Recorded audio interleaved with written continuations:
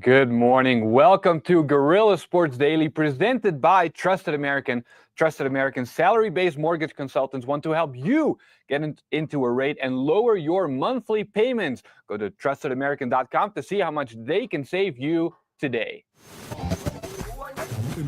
Hello and welcome in. Please do not leave your luggage unattended on the station.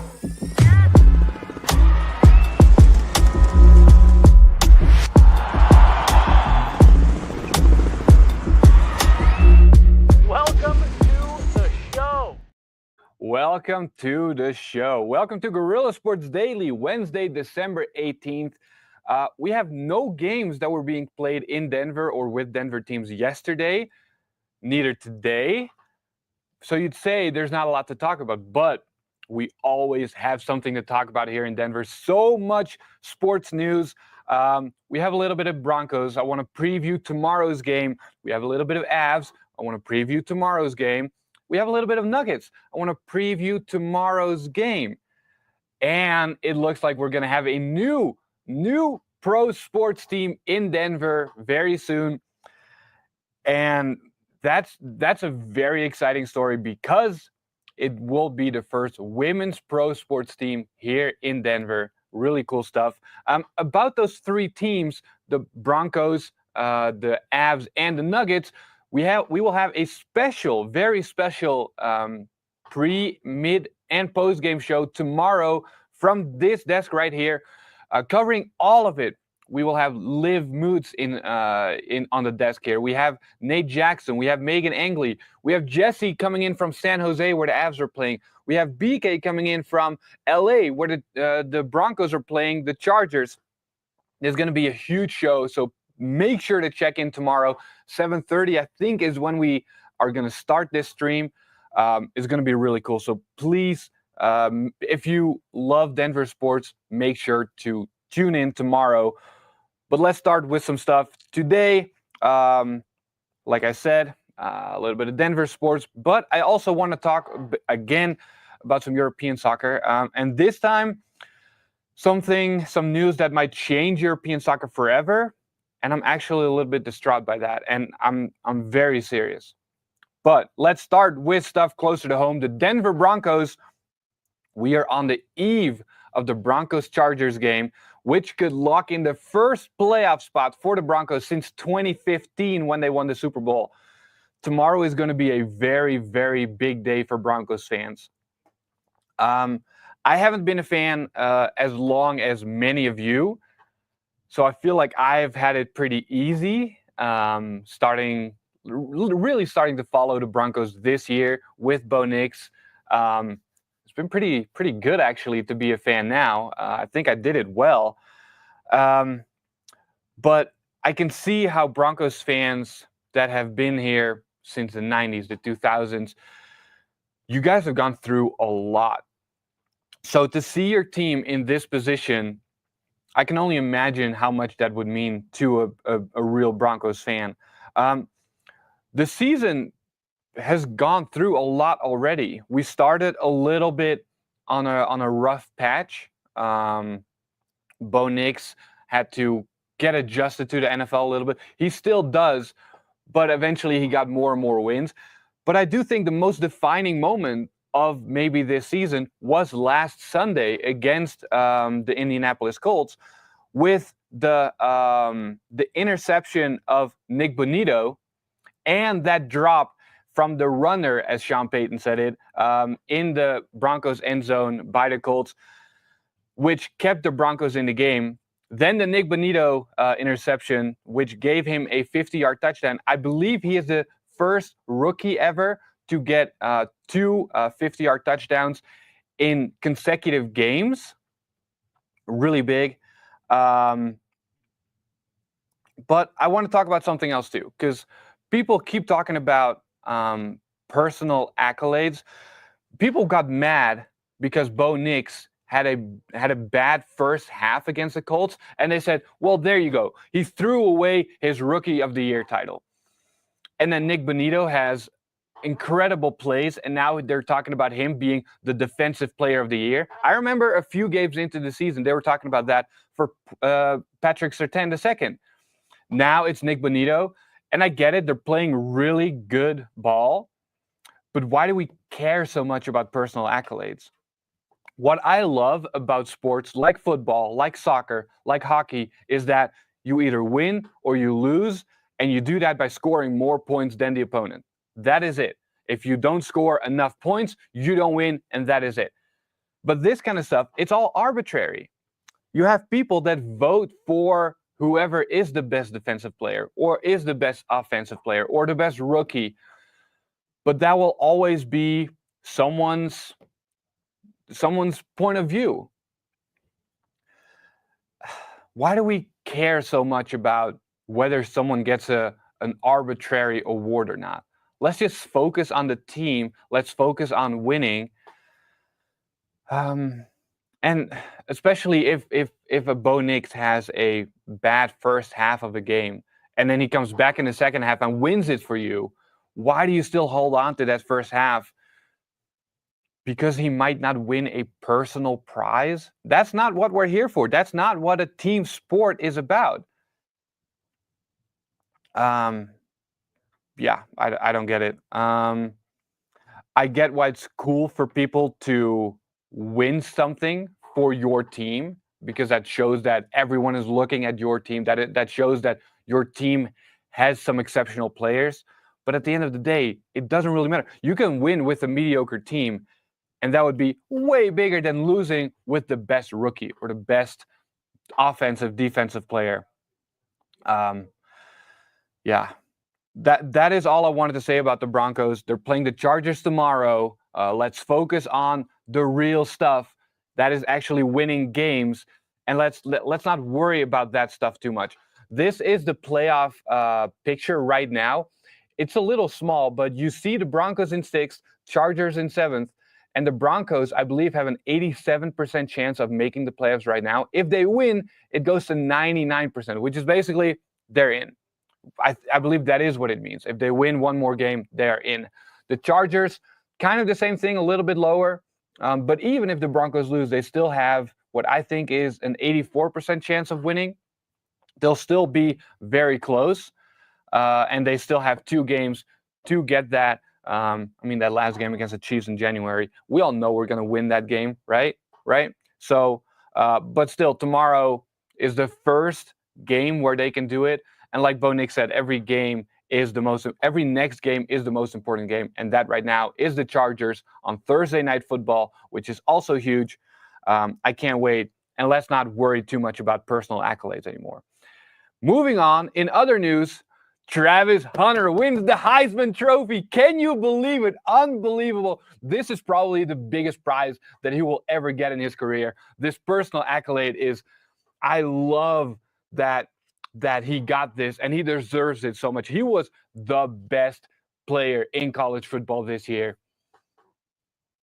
Yeah, I don't care that much about this either. I know a Heisman Trophy is huge, and I know it's very difficult to get it. And I know I'm very happy for Travis Hunter. But again, let's not worry about this too much. Now he needs to go into the NFL. I looked up some Heisman Trophy winner stats.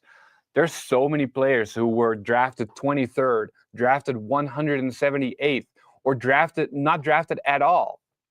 I asked my coworker and former Bronco Nate Jackson how that works. Like, why would you be the best college football player and then no one in the NFL wants you? That's because in the NFL, they need something very different, especially with quarterbacks. In college, running touchdowns from quarterbacks really work well. In the NFL, it's all about passing. It's a lot more strict. It's a lot more serious. Although I do think that Travis Hunter will get drafted in the first 10 picks or so, maybe the first 6 picks. But let's focus on what he will do still. Don't stick to like he won the Heisman, this is the highlight of his career. No, this is the start of his career. Still great stuff. But He was still in the spotlight this week, not for winning the Heisman, but for what happened after winning the Heisman Trophy. He was taking pictures with fans in New York City, and his fiancée said something along the lines of, "Do I have to stay around here?" And people lost it. Let's turn into TMZ or whatever gossip media outlet out there for a moment, because apparently that's what the whole sports world is doing anyways. Hunter was taking pictures with fans. His fiance said something along the lines of, "Do I have to be here? How long is this going to take?" And people right away were ready to tell him, "You got to drop her." That is wild. You know nothing about them. You know nothing about their situation. You are not around all the time. None of us are. So why are we talking about this? Maybe they had already talked about it and she just wanted to check. Maybe it was just a long day for her and she was tired. I cannot name one relationship that I know of that lasted more than 5 years, because that's how long they've been together, that have never had one fight, or not even a fight, just a little something that she needed to get off her chest. Please, everyone, just chill a little bit. There's a few people I would listen to, and that is other athletes, because they know what the pressure is like and what the athletes are going through and what that does to personal relationships and all of that. Good news, where the Harrises, Chris Harris Jr., Shelby Harris, and Ryan Harris talked about it on their podcast, which is out right now on YouTube, but stick around here a little bit longer and then you can go to their episode. They talked about this and they had varying opinions on this. Your own damn business. I've always said that before. It's like what they have in a relationship is none of our business. And I just think that they're going to figure it out. You're going to live, you're going to learn. It's either going to work out or it's not. And if it doesn't work out, you're going to learn that lesson and you're going to make sure you don't do it again. So I don't think of it as that big of a deal. I just think it's something where we're looking for any reason to cast doubt on Travis Hunter or his decision making, who he's surrounded himself with, because there's a no story everywhere else about Travis Hunter. Everywhere else you hear he's a great kid. He loves football. Loves preparing for the game of football. He's not out in the club doing all that other stuff. So now we just have to find something to get on this kid about when there's nothing there. And I just think this is that type of story. Well, three things for me. Number one, this is a huge issue. I mean, who players choose as their partner, who anybody chooses as their partner, is a major issue in your success. And all of us have stories about teammates, whether it's crying or having an argument or something, whether it's training camp. Like, who you choose as your partner is a big deal. And specifically in the NFL, I mean, behind injury, nothing else gets players out of the NFL more than picking the wrong significant other. But lastly, this is an issue for me because this is the highlight of his college career for Travis Hunter. He won the Heisman. He's taking pictures with fans, and she's barking at him. Well, what am I going to do? Let me be very clear. For her in the future, and for anybody in the future who is going to maybe be with Travis Hunter, they're going to be a sideshow. It's going to be on the side. There's going to be a lot of limelight on Travis Hunter, and there's going to be a lot of demands on his time. And if you're with somebody that wants attention, it's going to be extremely difficult to be successful. I just believe Travis is very smart. Just take your time, slow down. That's what I would give him advice to. Take your time, slow down. Enjoy this time, right? It's probably one of the funnest times of his life. Yeah. Right? Because once you get into the league, that's a whole nother level of pressure. Yeah. Right? That's a job. Like, even though y'all getting NIL and things like that in college, it turns up another level, another notch in the league. And like Shelby said, a lot of these women aren't prepared to be the sideshow like that, right? They're not prepared to be kind of on that back burner, right? They think more likely majority of women think they're the prize on that, right? So it's just a learning process that a lot of these women have to go through, and hopefully he's able to do that because it's hard to play football without that clear mind. All right, that's the last thing we got to hear about that, okay? We heard from the professional athletes, even they are not in agreement. Let's move on. Let's Travis Hunter. How do you guys say that? Travis Hunter or Hunter? Because I feel like different areas in the US say it differently. My wife is Californian. I say Hunter. Travis Hunter just feels better. Let Travis Hunter and his fiance figure this out by themselves. Like Shelby Harris said, they don't need to be perfect. No one is perfect. And we all of us, we definitely don't have to meddle in a relationship that we know nothing about. Let's move on to hockey. I want to talk about the Colorado Avalanche. They played their last game on Monday, and they're playing again tomorrow. Like I said, make sure to tune into our pre, mid, and post-game show starting at 7:30. They're playing the San Jose Sharks tomorrow. Jesse Montagna will travel there, and he will see Alexander Georgiev and Nikolai Kovalenko, who were traded to the San Jose Sharks for Mackenzie Blackwood and Giovanni Smith, who came from the Sharks to the Avs. Nikolai Kovalenko has been playing very, very well for the San Jose Sharks. Something I mentioned, I think 2 weeks ago. Was it 2 weeks ago when they got traded? Or was it last week? 2 weeks ago. It's crazy how fast time goes. Kovalenko, a good player, just new in the NHL, just came over from the KHL over the summer. Was good, but we didn't need him too much. And now we see what he can do with a lower team where he is on a higher, what do you call those? Higher on the team. And Alexander Georgiev, who was traded for Mackenzie Blackwood. The two goalies, Georgiev did not play well here. He's still struggling a bit for the Sharks, but you can understand because the team in front of him is also not as good. They will be matching up with the Avs tomorrow. The Sharks are a bad team, arguably the worst team in the league. This should be an easy win, but the Avs are struggling a little bit too. A lot of players were sick in the last game. They lost against the Canucks. It was not a good game, good game to see. But with all the goalie problems and the injuries we've had throughout the season, I don't think there's any reason to panic or to talk about how Bednar should change his tactics or how management has made mistakes this whole season. This is just a situation that the Avs are in right now. No, they're not at their best, but there was no way for them to have been at their best all season. And they're still in a playoff spot. And I'm sure that with these new goalies, that they will get into a playoff spot.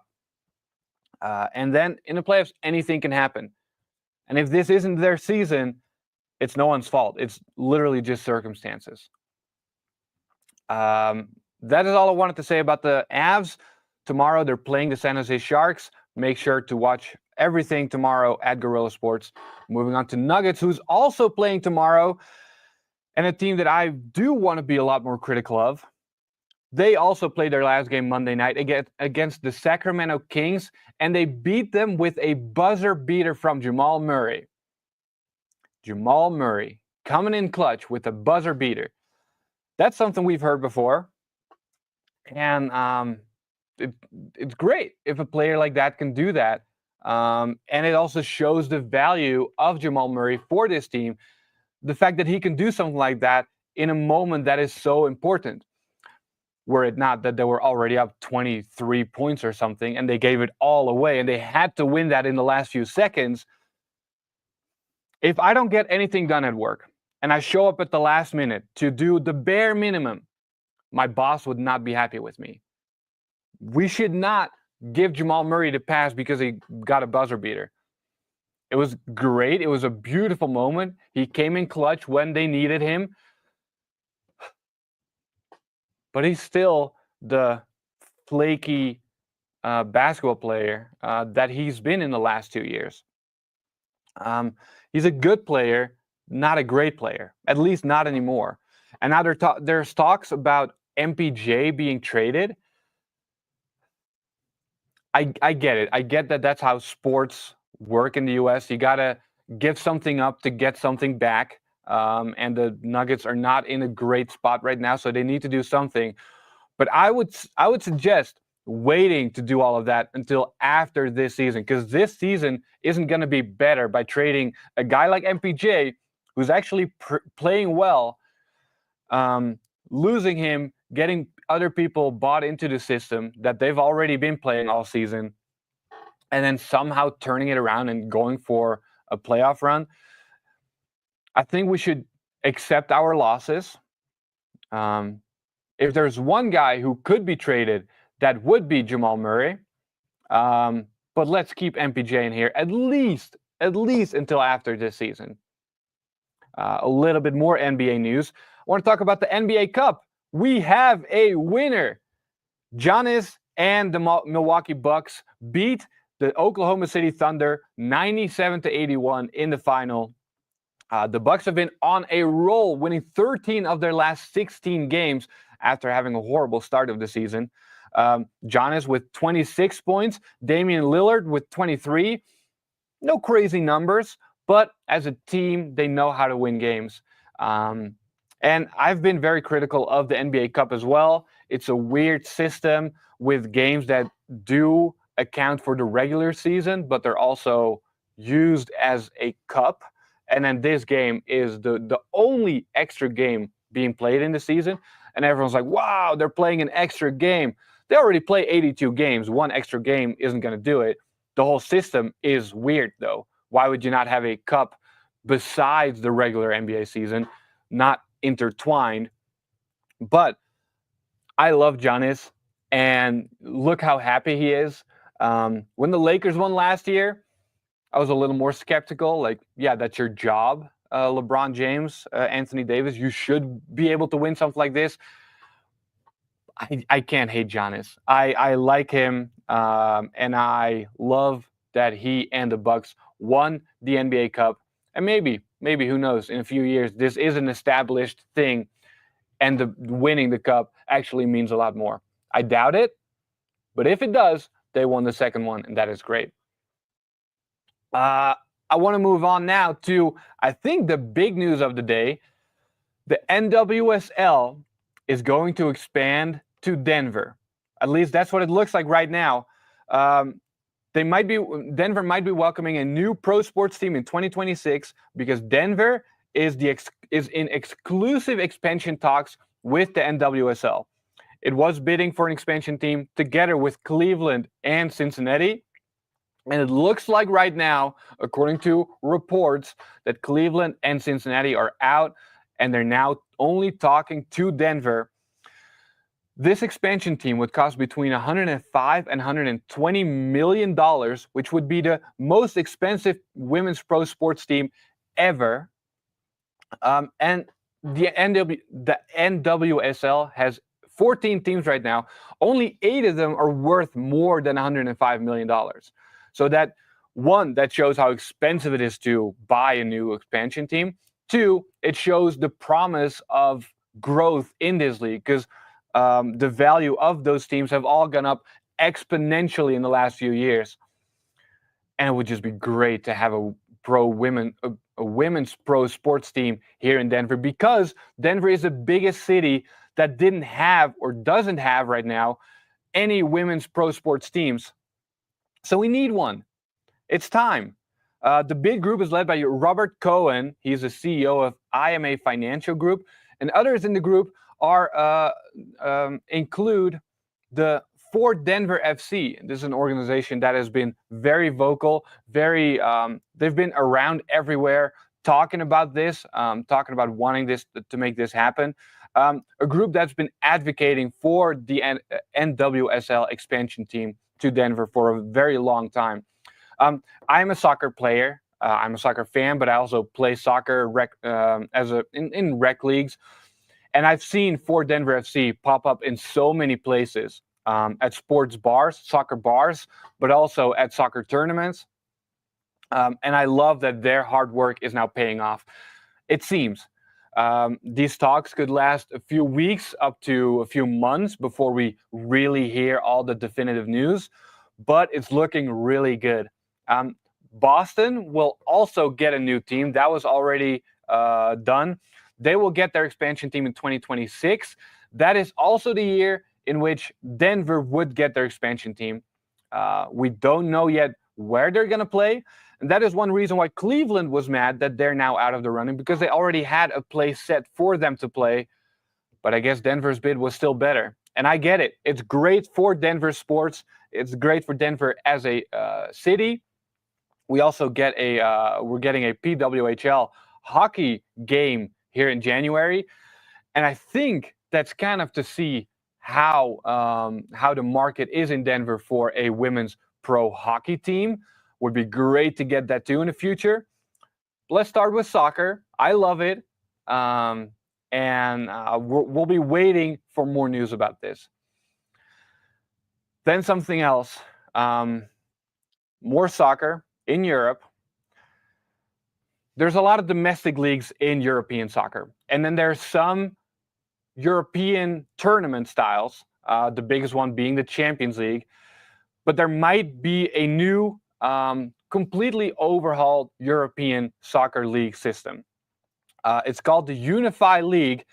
It's a new league proposed to FIFA and UEFA by the previous people that came up with the Super League. And I don't know if you remember this. In 2021, I think it was 8 of the biggest teams in Europe proposed a Super League to play only each other, no promotion, no relegation, looks a lot like American sports, and fans hated it.